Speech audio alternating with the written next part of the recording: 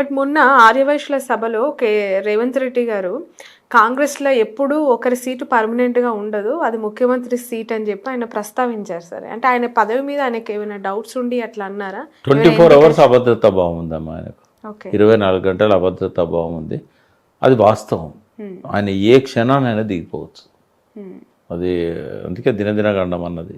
Okay, ఎందుకంటే ఆయన పరిస్థితి అట్లుంది. ఇప్పుడు ఒకవేళ ఇంటర్నల్గా వాళ్ళే డిస్టర్బ్ చేస్తుంటారని కాంగ్రెస్ హైకమాండ్కి తెలిస్తే వాళ్ళని పిలిపించి ఎవరు కావాలో చెప్పండి, మీకు మీరు అందరూ ఒక అండర్స్టాండింగ్తో రండి, అతన్ని తప్పించి మీ వాళ్ళని పెడతాము అని అంటారు. ఆయన రేపు అంటే పార్టీకి సేవలు చేయడానికి ఆయనకి ఏదైనా మంచి ఎలివేషన్ ఇవ్వచ్చు. బట్ ముఖ్యమంత్రిగా తప్పేయడానికి మాత్రం వాళ్ళు వెనుకపోరు. వాళ్ళు తప్పేయొద్దు అని అనుకుంటారు. బట్ అస్థిరత ఉందమ్మా కాంగ్రెస్లో, ఐక్యత లేదు. 4 వర్గాలు నేల. ఈ 4 వర్గాలు ఎవరితోనే ఎప్పుడు మాట్లాడుకుంటాలో కేసీఆర్ గారు రెడీగా ఉంటారు ఆయన దించడానికి. కాబట్టి అంటే తనంతట తాను కూల్చాడు కేసీఆర్, కానీ వాళ్ళు కూల్చుకుందాం అనుకున్నప్పుడు సహకరిస్తాడు.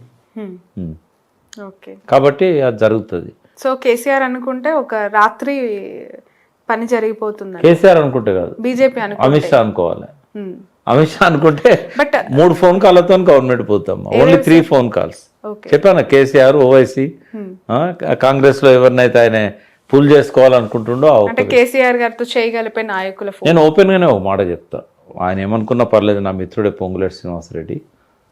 ఎప్పుడైతే ఆయన మీద ఈడీ దాడులు జరిగినాయో ఆయన లూప్ హోల్స్ కొన్ని వాళ్ళ చేతిలో ఉన్నాయి. ప్రతి క్షణం ఆయన నెత్తి మీద కత్తి వేలాడుతుంది బీజేపీది. అది ఎప్పుడైనా దిగొచ్చు ఆయనకు. జైలు పోతావా, ముఖ్యమంత్రిగా అవుతావా, 2 ఆప్షన్స్ ఉంటాయి ఆయనకు. అమిత్ షా ఎప్పుడు అనుకుంటే అప్పుడు ఒక ఫోన్ కాల్తో జైలు పోతావా, జైలు పోవాలనుకుంటే ఆ రోజు దొరికిన డబ్బులు కానీ అవన్నీ కూడా కేసు బిల్డప్ చేసి పొంగులేటి మీద ఫిక్స్ చేసి జైలుకు పంపిస్తారు. మంత్రి అయినా కూడా అరెస్ట్ చేసి పంపిస్తారు. ఆయన క్లీన్గా దొరికిండు అని నేనైతే అనుకోను. ఎందుకంటే ఆ రోజంతా ఆయన ముఖాన్ని మనం చూసాం రేవంత్ రెడ్డి పక్కన. ఆయన ఎంత విషాదంలో కనబడ్డాడు అనేది మనకు తెలుసు. ఈ ఫేషియల్ ఎక్స్ప్రెషన్స్ దాచలేవు. డెఫినెట్గా అక్కడ ఏదో ఉంది, అది వాళ్ళు బయట పెట్టలేదు. కానీ తనను బ్లాక్మెయిల్ చేయడానికి వాడుకుంటారు. బీజేపీ నైజం అది. అంటే ఏ క్షణాన్నైనా పొంగులేటిని వాళ్ళ కంట్రోల్లోకి తీసుకొని, ఇప్పుడు ఎక్కువ మంది గ్రూప్ ఉంది ఆయనకి రేవంత్ రెడ్డి తర్వాత. ఎక్కువ మందికి పెట్టుబడి పెట్టింది రేవంత్ రెడ్డి తర్వాత. కాంగ్రెస్ ఎమ్మెల్యేలలో ఎక్కువ మంది ఫాలోయింగ్ ఉన్నది కూడా పొంగులేటికే. పొంగులేటికి తోడు ఇంకొక లీడర్ అయితే చాలు. ఆ లీడర్ ఎవరైనా కావచ్చు, ఇంకో 3 గ్రూపులు ఉన్నాయి. ఏమన్నా కావచ్చు, ఎవరైనా కావచ్చు.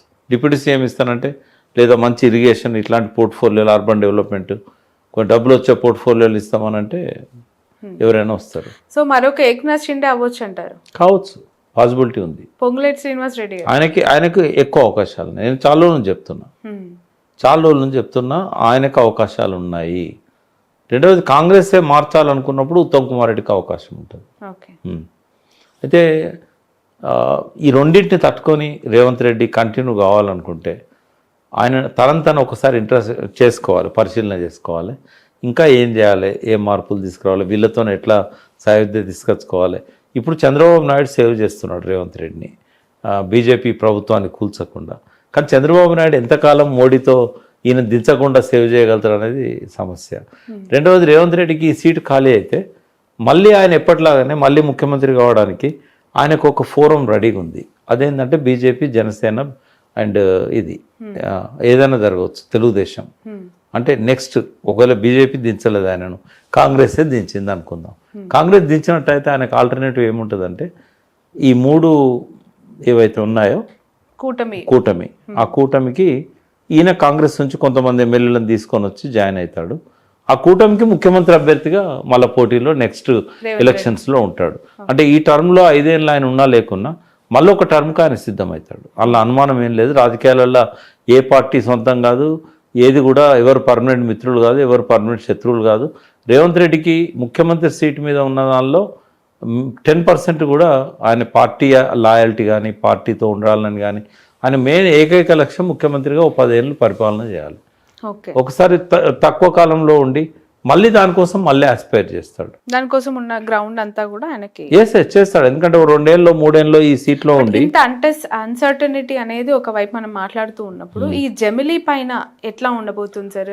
జమిలీ చాలా సమస్యలు ఉన్నాయి జమిలీలో. ఎందుకంటే ఇంకా కొన్ని స్టేట్లకు నెక్స్ట్ ఇయర్ ఎలక్షన్స్ ఉన్నాయి. వాళ్ళది 2 ఏళ్ళ కోసమే పెట్టాల్సి వస్తుంది. అంటే ఇది జమిలీ అనేది 100% ఇంప్లిమెంట్ కాదు.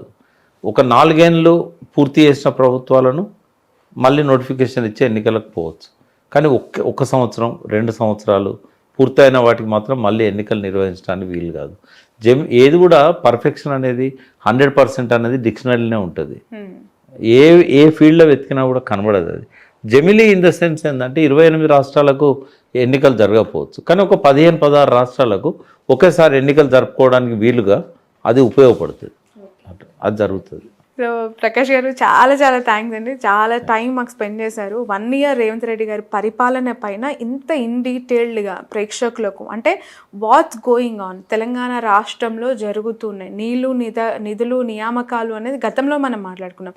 ఇక్కడికి వచ్చిన తర్వాత అంటే వాళ్ళు చేయలేనివి మేము చేస్తామని గద్దెనెక్కిన ప్రభుత్వం, కేసీఆర్ గారి కంటే బెటర్ అయిన పరిపాలన కాంగ్రెస్ పార్టీ ఇస్తుందని చెప్పిన రేవంత్ రెడ్డి గారి మాట నిలబెట్టుకున్న తీరు, అది ఎంతవరకు ఎన్ని మార్కులు ప్రజల ద్వారా, ఎన్ని మార్కులు మీలాంటి విశ్లేషకుల ద్వారా ఉంది అనేది ఈరోజు మీ ఇంటర్వ్యూ ద్వారా చాలామంది ప్రేక్షకులు తెలుసుకుంటారని నేను అనుకుంటున్నాను. Thanks a lot for your wonderful time sir. Next time మళ్ళీ ఒక ఇంటర్వ్యూ మీతో ప్లాన్ చేస్తాను. Thanks a lot. Thank you so much. ఇది తెలంగాణ ప్రభుత్వం 1 ఇయర్ పరిపాలన పూర్తి చేసుకున్న సందర్భంగా వాళ్ళు ప్రజా విజయోత్సవాలు చేస్తున్నారు. రాష్ట్ర ఖజానా ఖాళీ అయినా సరే ది బెస్ట్ పరిపాలన ఇవ్వడానికి నేను ప్రయత్నిస్తున్నానని రేవంత్ రెడ్డి గారు పదే చెప్తూ ఉన్నారు. అనేక సవాళ్ళు ఉన్నప్పటికీ కూడా అధిగమిస్తానని చెప్తున్నారు. ఎందులో మార్చుకోవాలి, ఇంప్లిమెంటేషన్స్లో ఎక్కడ లోపాలు ఉన్నాయనేవి, ఎక్కడ సరిచేసుకోవాల్సింది ఉంది అనేది ఇలాంటి అనలిస్టుల ద్వారా కొంత తెలుసుకుంటే ప్రజలకు ఇంకొంత సేవ చేసే మంచి చేసే అవకాశం ఉంటుంది అని మనం భావించాలి. That's all for now.